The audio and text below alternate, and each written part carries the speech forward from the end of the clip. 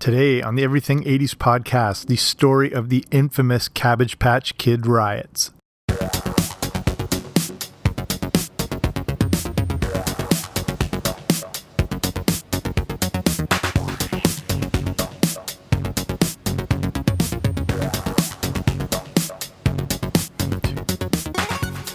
Hey there, what's happening? Welcome back to the Everything 80s podcast. I'm Jamie. Thanks for coming on out.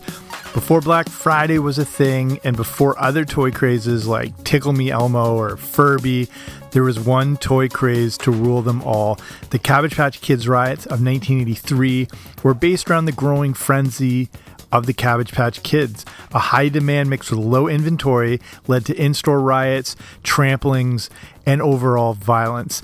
And that's what we're going to look at today, whether you're old enough to remember this specifically or this is just a brand new history lesson. It's a pretty amazing story.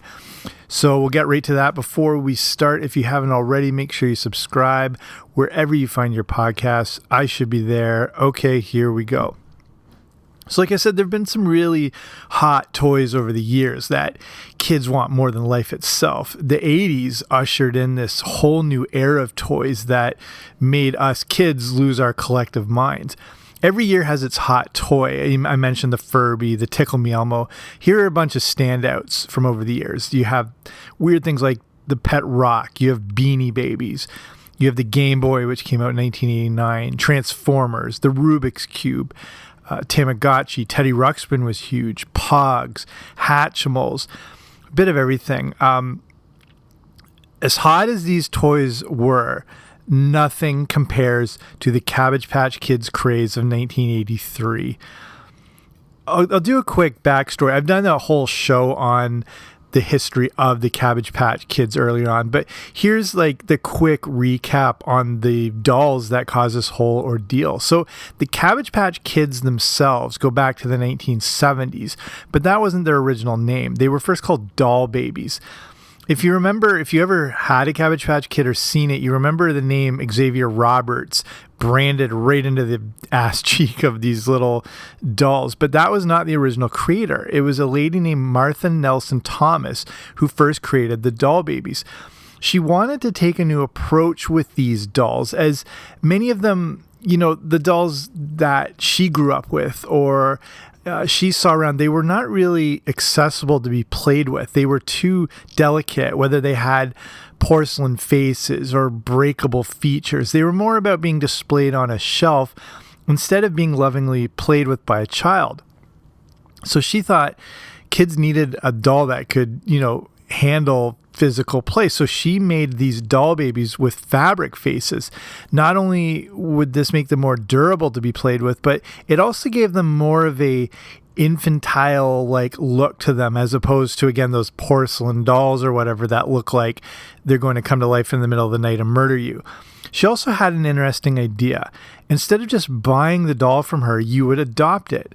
That would give more of a sense of ownership to the purchaser or the owner. She started selling these new dolls at craft fairs, and they were a big hit right away. So I mentioned Xavier Roberts. So obviously he factors into this story at some point, and here's how that happened. He was one of the people that would frequent these craft shows where Thomas was displaying these doll babies. So the one day he walks in, this is in 1976, these new kind of plush, you know, squishy type dolls catch his eye.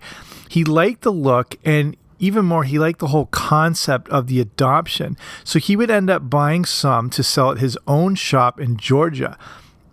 Thomas found out this was happening, and then also that Roberts was charging a much higher price, and she took back her dolls. He allegedly had said if he couldn't sell her dolls, he would sell some just like them. So Roberts was interested in these because he had a design background, and specifically in things like soft sculpture. So that's why he was sort of drawn to them. And then he realized he could recreate the exact thing he had seen. And then he figured out they could be mass produced because, like I said, they were popular. Like, they could only make so many at a time, but they were selling it really quickly at these craft fairs. So he started having bulk quantities of these dolls produced in Hong Kong. Again, they're not technically Cabbage Patch Kids yet. So he changed it and called them Little People. The main thing is, regardless of the name at the time, he borrowed what would be the big selling point of the dolls. Again, that idea of the adoption. He came up with the adoption certificate, and along with that, then he started to create a backstory to the dolls. And this is a big thing in the 80s that makes a lot of the best-selling toys stand out. The backstory and the idea of, I mean, today we would call it a universe or whatever, but say like with the Transformers, and I did a whole show on this before, a transforming robot is really cool. You know, if it turns into a car, that's awesome. It's more amazing when you find out it's this robotic alien race from another planet called Cybertron, and you know, they crash landed here on Earth, and they have these adversaries called the Decepticons. Like, once you create that backstory in that world, it makes the interaction with the toy that much better, and that's what makes a lot of these toys from the 80s some of the best of all time, because they were really focused on backstory. Again, with Transformers, they went to Marvel to help create their backstory in comics and then in the original cartoon series. So he created the story, and that story was that when he was 10 years old, he followed a bumblebee behind a waterfall and was led into a magical cabbage patch. Babies were being born there, and they would be, of course, dubbed Cabbage Patch Kids. So, I don't know, this is the late 70s. I don't know what kinds of influences are helping to develop the story, creative influences of some sort.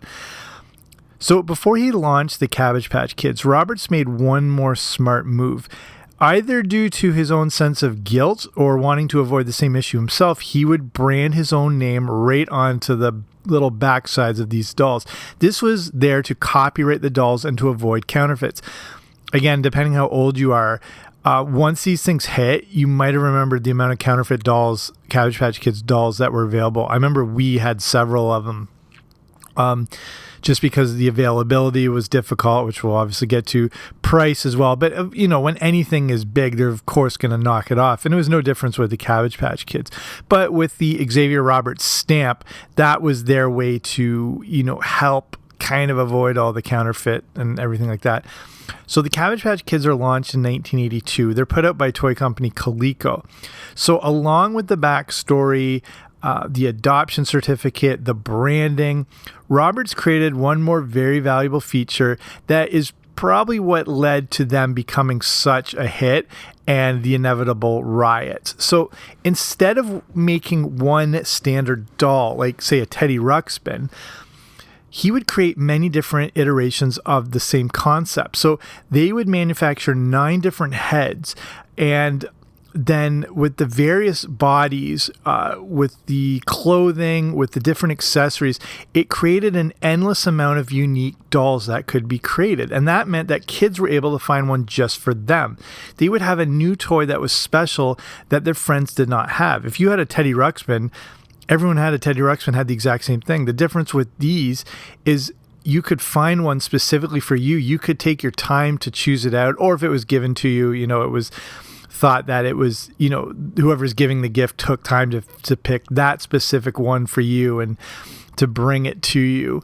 And again, you would feel more unique because what you had, no one else had, or a very long shot. I mean, there was thousands of different combinations that they could create with just those 9 different heads.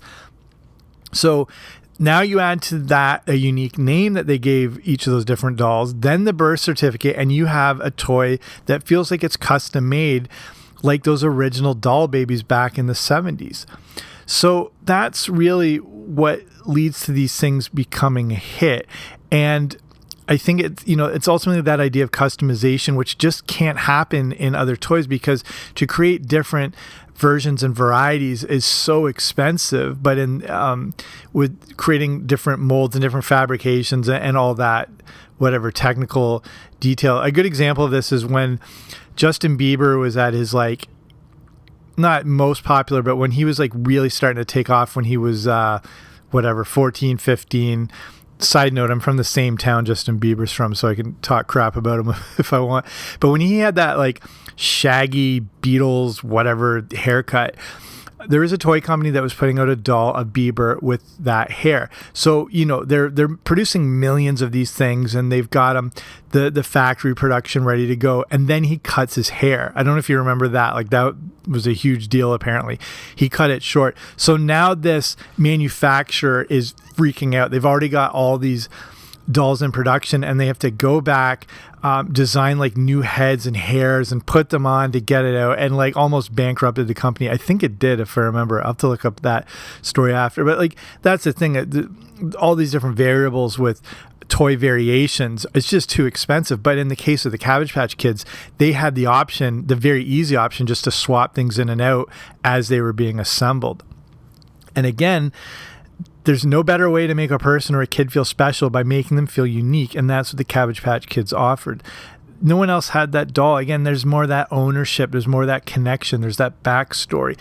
As a kid growing up in the 80s, personally, I recognized the appeal to them right away. When you would look at a Cabbage Patch Kid in a store, you would look through all those different versions. Like, you didn't see copies of one, you didn't see doubles or duplicates. You found that one that sort of stood out to you, whether it was the name or the outfit or the accessories or whatever it was. So there actually was a real sense of adoption to the whole process. It's a brilliant marketing, well, possibly inadvertent marketing strategy, but really hasn't been duplicated to that same extent. The closest one was the Pound Puppies, which would follow a few years later.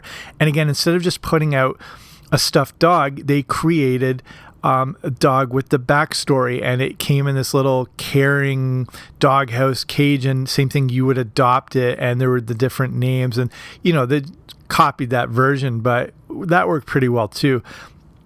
So again, this is all building to these riots. I'm setting the stage here. So instead of just grabbing a coveted toy off the shelf, like say some people did with a Furby, the decision with a Cabbage Patch Kid took time and thought and consideration. And again, it was a more drawn out process. You didn't run. And that is what would be part of the whole demise of this thing. So now you've got a very unique toy, and now you've got a series of commercials that really drive home how special and unique these dolls were. You're going to have to, again, if this is all new to you, YouTube some of the very first Cabbage Patch Kids commercials, and you really see how well they convey that message. And again, since this was the 80s, and there were basically only 3 networks, and most kids were watching Saturday morning cartoons, every kid alive knew about the Cabbage Patch Kids. There was no way they weren't going to be aware of this brand new toy. And they look cute, they look fun and special, and you could, as good marketers and manufacturers do, make you envision yourself playing with them the same way the kids in the commercial did. Coleco did this very well. All 80s toys did this masterfully, because this is a whole side note, I've covered this a million times, but the era of deregulation and advertising to children, where there were a lot of restrictions before, because kids can't necessarily differentiate between content and commercials. It becomes one and the same to them. So it was seen as manipulative and taking advantage of kids when you would really, make commercials look like little mini specials or mini cartoons, or using cartoon animal mascots or whatever. But Ronald Reagan he deregulated all these restrictions. So that's why the 80s is this pop culture avalanche. There was a 300% increase in licensed characters, because there was free reign now. You could go after kids in marketing by using the dirtiest tactics, and the kids don't care, because they just think this thing looks amazing. And Coleco was one of many companies that did an amazing job marketing and making kids just crave something more than life itself. This with good commercials and good marketing, a child is already invested in the toy, because they've already seen their life with one in it. They're in the commercial with the toy. So now you've got a unique toy, you've got a coveted desire due to the marketing campaign, and you combine that with the Christmas season, and you've created the perfect storm. And that's the Cabbage Patch Kid riots of 1983. So no surprise here. If you don't get your toy out in time for Christmas, you're pretty screwed. The Cabbage Patch Kids came out in the fall of 1983, and of course the demand was through the roof. Kids were screaming for these toys, and no parent wanted to be the one that didn't deliver come Christmas time. It's a pretty unique situation, as it really was the quality and uniqueness of the toy that drove the craze, because there wasn't any internet or blogs or Amazon reviews or YouTube videos that could create a false sense of demand for it, which many manufacturers still do today. There are more regulations on stuff like this, but you can, with branded content marketing and using influencers, you can create a bit of a fake craze. There was no way to do that in the 80s. When there was a craze, it was a straight up craze. Kids genuinely wanted it.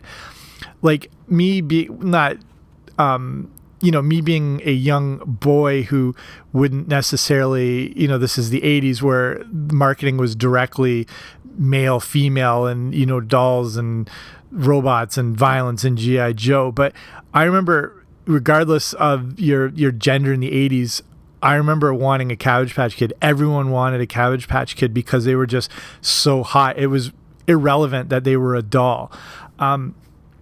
So, of course, Coleco had not anticipated such high demand, and that's where the problems start to begin.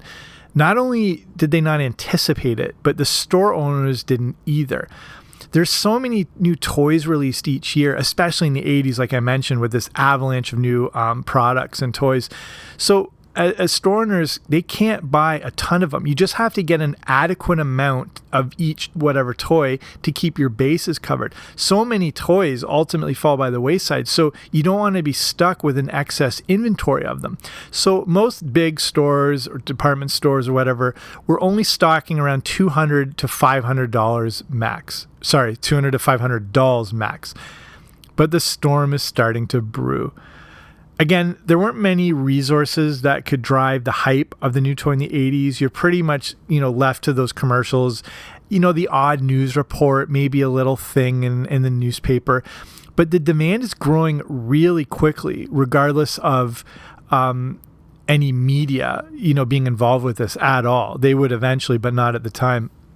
So people are going, if you think the amazing thing with marketing in the 80s, most of it is done by kids on playgrounds. That they're determining the success of products, toys, shows, everything. Just kids in their neighborhoods and their schools sharing this information between themselves and then bringing it home and telling their parents or their siblings or whatever. So the demand's growing, and people are going out to now pick up this hot new toy for Christmas in 1983, and they're finding there's only a handful left, or in some cases there was none left. So when it comes to a parent trying to provide the best for their children, we know they will stop at nothing. There's also like this competitive aspect to all this. You want to come through and accomplish your goal and be the standout parent among your peers. So people are now snatching them up pretty quickly, whereas before you had time to think it over, pick out the right doll. With only like 2 or 3 available, you didn't have that option. You just had to grab it before someone else did. And now others are showing up at stores to find the shelves empty. Now people are venturing out to other locations and they're finding the same issue. Along the way, they're running into other parents who are facing the same problem. Where can I get a Cabbage Patch Kid? By this point, news reports are starting to come out that are doing features on these unique new dolls and how they seem to be the top toy for Christmas of that year. This is only adding fuel to the fire, and now the craze is moving into full gear. So now this is where the media starts to get involved, and they start reporting on how few Cabbage Patch Kids seem to be available. And of course, nothing drives up demand like the idea of scarcity. This isn't fabricated scarcity that you might see through Amazon or other whatever big companies, or, only 2 left as you're buying, you're adding things to your cart when there's tens of thousands of those products still available. The truth was there was just not many available. The stores that had stocked the $200 to $500 max were now getting thousands of customers. When new shipments finally arrived, there would be a mad scramble to try and get one. Some stores would only get a dozen or so for hundreds of customers. Now it gets to the point that people are lining up outside the stores, waiting for them to open the same way they would years later on Black Friday. In Charleston, West Virginia, 5,000 people showed up at a Hills department store for only $120. And then the violence kicks in. If you want to see some of the videos and stuff like this, if you want to go to my blog on this, so everything80spodcast.com/the Cabbage Patch Kid riots, I've got links to some of the news reports and some of the footage and remember, no cell phones, nothing like that. So if you're a news reporter, you just happen to be there at the right time and get it. If not, so much of this violence and riots we didn't see because no one was able to record it. Unlike, say Black Friday violence where everyone is recording it. So if not, go on to YouTube and, just look up the Cabbage Patch Kid riots to see it.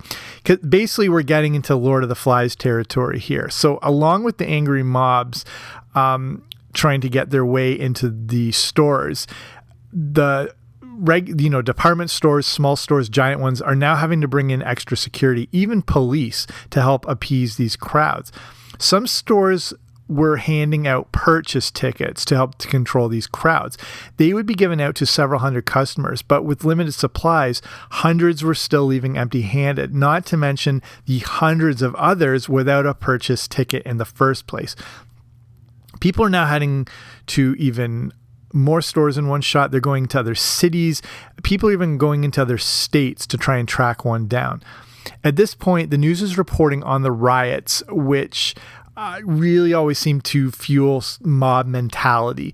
People are trampling, they're biting, they're kicking, they're clawing, they're trying to get one of these coveted dolls by basic straight up violence. There were stories of people carrying baseball bats to fight off other people.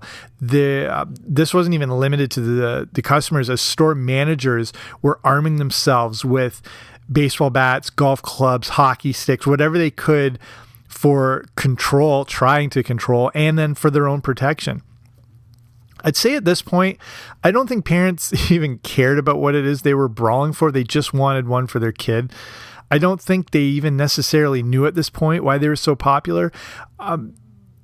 Everyone's crawling out of the woodwork. Non-parents are seeing the opportunity to get their own and sell them off at exorbitant prices, like Dwight Schrute selling Princess Unicorn dolls on The Office.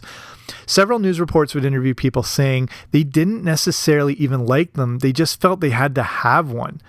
Coleco, as all of this is going on, is just not able to keep up with the demand. And remember, Christmas is still a little ways away. It's not like this is 2 days before Christmas. We still have a little while. We're coming out of the fall after Thanksgiving and we're getting into December. There's still a ways to go to Christmas. Let's look at some of the stories from the front lines here of the Cabbage Patch Kids riots. There are tons of these, but some of the notable ones include, speaking of The Office, Wilkes-Barre in Pennsylvania, Wilkes-Barre, Scranton. That ties in nicely with Dwight Schrute. The store managers armed with the bats in this situation would remark that the shoppers were acting like crazed maniacs. In Syracuse, New York, news reports would dub it the Cabbage Patch Massacre at the Pencan Mall. People were being suffocated as the crowds were pushing up against unlocked doors. One lady wrote to an editor saying, "As I was lying on the floor being trampled and calling for help, I feared for my life. I arose, stocking-footed, face bleeding, and knees badly bruised." Mall Santas are now having to try to explain to Santa-believing kids why there could be the possibility that Santa wouldn't be able to bring them a Cabbage Patch Kid that year. How do you explain that to a child? I guess Santa didn't have the magical ability to produce a highly valued toy during a period of demand, or that he lacked the foresight to produce larger quantities. And this, besides the Santa thing, this is happening with parents wondering how they're supposed to deal with this with their kids. Some of these parents interviewed in news reports were just expressing that sentiment on being unable to provide. One parent said, quote, "What are we supposed to tell our little girl Christmas morning? What do we say? You've been good, but Santa ran short?"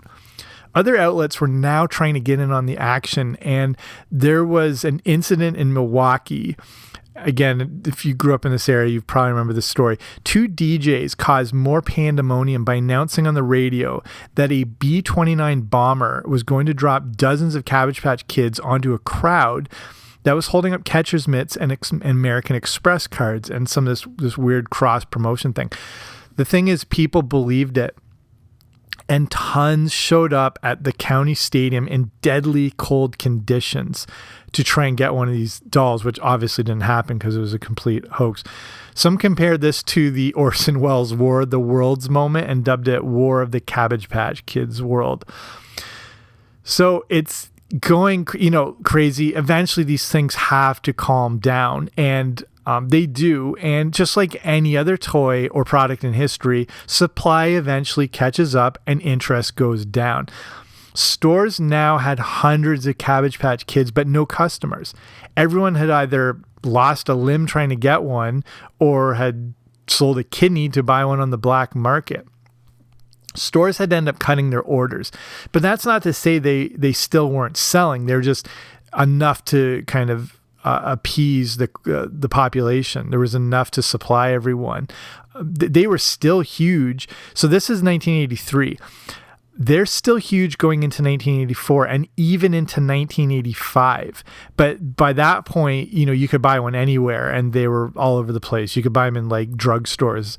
By the end of 1985, they'd still made $600 million. But the popularity would really drop off after that. In 1986, they would earn around just maybe $250 million. That's still a huge amount of money during this golden age of toys. Like, remember, with all the other toy competitions, to sell that much is phenomenal. But they just couldn't duplicate the original success. Coleco would file for bankruptcy in 1988, and Hasbro would take over the rights around that time and try to rekindle a bit of the interest. In 1994, the rights then went to Mattel. Then in 2001, Toys R Us took over the rights and started producing the dolls until the rights again switched over to Play Along Toys in 2003.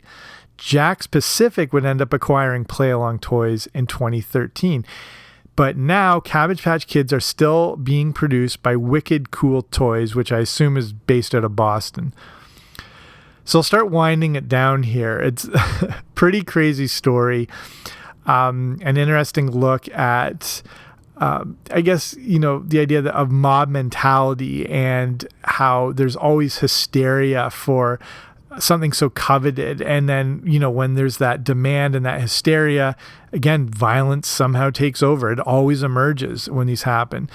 The Black Friday riots we are familiar with today really seem to have their roots in the Cabbage Patch Kids riots of 1983. The thing is, this had never happened before, and it would be decades until anything like this happened again. Like I said, there had been demand for toys before the Cabbage Patch Kids, but nothing like it. And there really wasn't anything like it after. And, I mentioned like Tickle Me Elmo or Furby or, they were popular and they were tougher to get, but not on this level and not with the violence associated with it. And again, I think it sort of set in motion what retail shopping can become and set the stage for what Black Fridays evolved into. It now happens every Thanksgiving for regular consumer goods and electronics. And again, it's more that mob mentality and that competitive spirit and people just wanting to go out and cause havoc. So whether it's people getting trampled for a $29.99 Blu-ray player that you could get for pretty much the same price before or after Black Friday, there's just, again, something about this scarcity idea or this survival of the fittest that you have to go after. But like in the case of Black Friday, there's tons of things available, and that's what people are going for. With the Cabbage Patch Kids, it was just that toy, and this really hasn't happened again.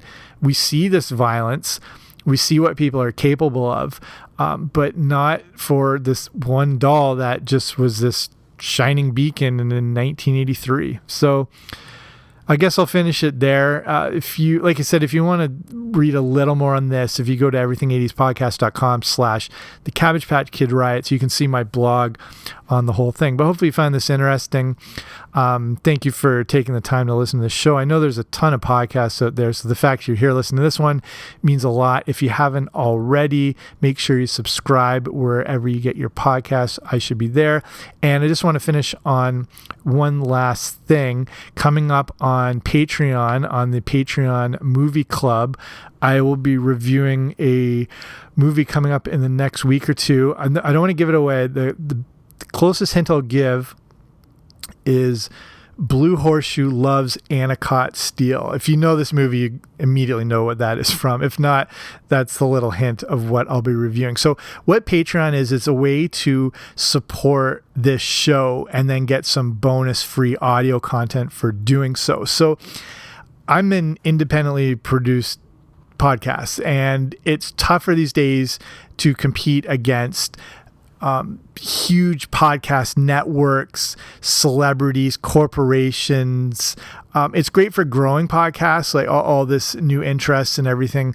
But now it's becoming a little tougher. When I first started podcasting a few years ago, there was around 50,000 podcasts. Today, there's around 1 million. And again, with these huge podcast networks, it's hard to stand out against them. So Patreon is a way to support a show like this for as little as like $2 a month, and then, getting rewards for it. And there's a few different tiers. Say with the Boba Fett level, that is what gives you access to the Everything 80s Movie Club review. And there's, a few different levels and different things that come with it. If you want to learn more about that, just go to patreon.com/80s. So patreon.com/80s. And you can see more about that there. But that's just a little info if you're interested in supporting a show like this. But thank you for listening. I will be back soon with a new episode. Don't you dare miss it.